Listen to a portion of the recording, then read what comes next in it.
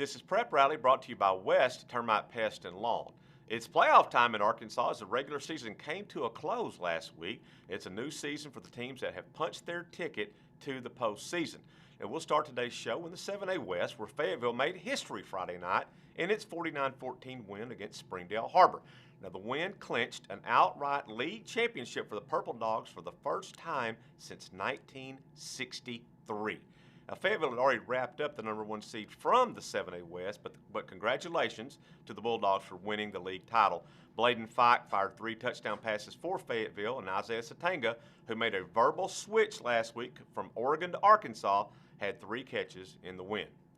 Now, the battle for the number 2 seed in the West was settled in Centerton as Bentonville continued its dominance against Bentonville West in a 56-21 win.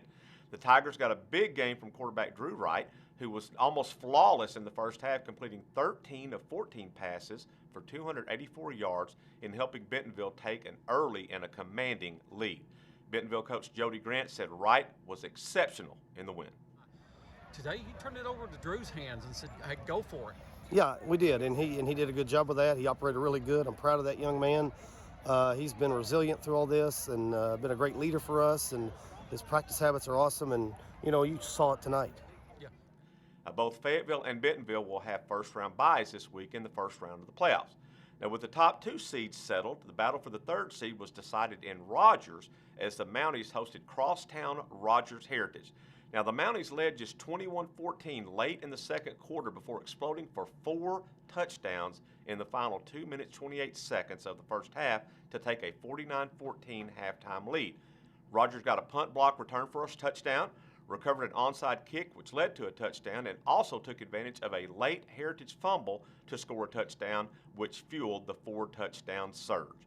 The Mounties left end Isaac Chapman was able to block a Heritage punt and then scooped up the ball and scored, which sparked the Mounties.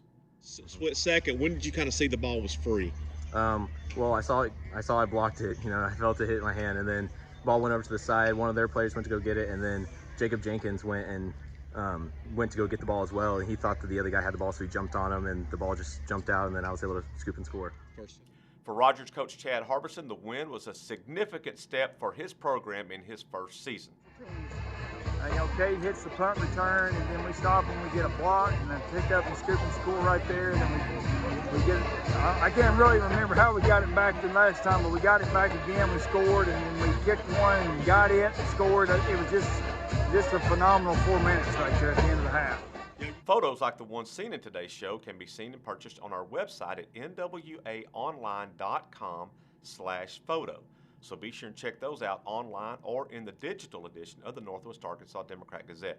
If you'd like to see more photos like these from our award-winning photographers, they are featured in the digital edition every day for subscribers to the Northwest Arkansas Democrat-Gazette. Now, in the 6A West, Greenwood needed a win at home against Lake Hamilton, and the Bulldogs defense delivered in a 35-0 shutout win.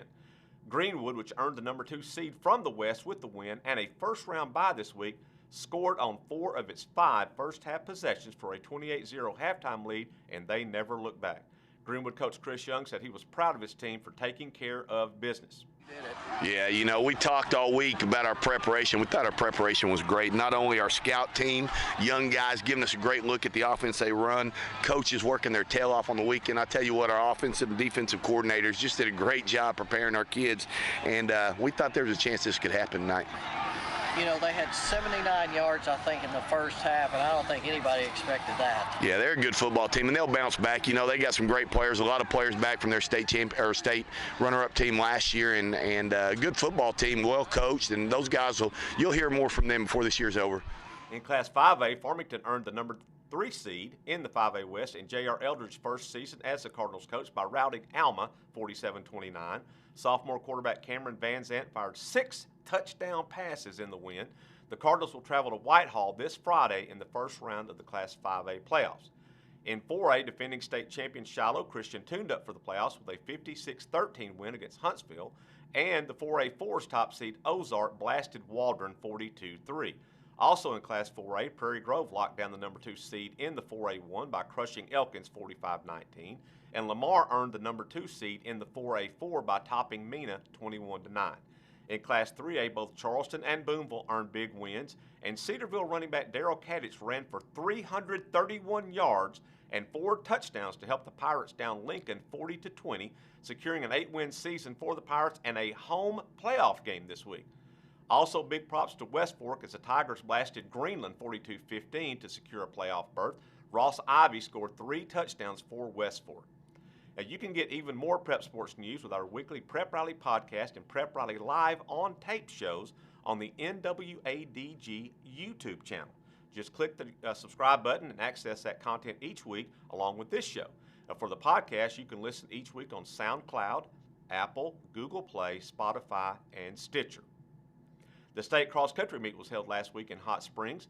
In Class 6A, Bentonville swept team titles in both the girls and boys divisions.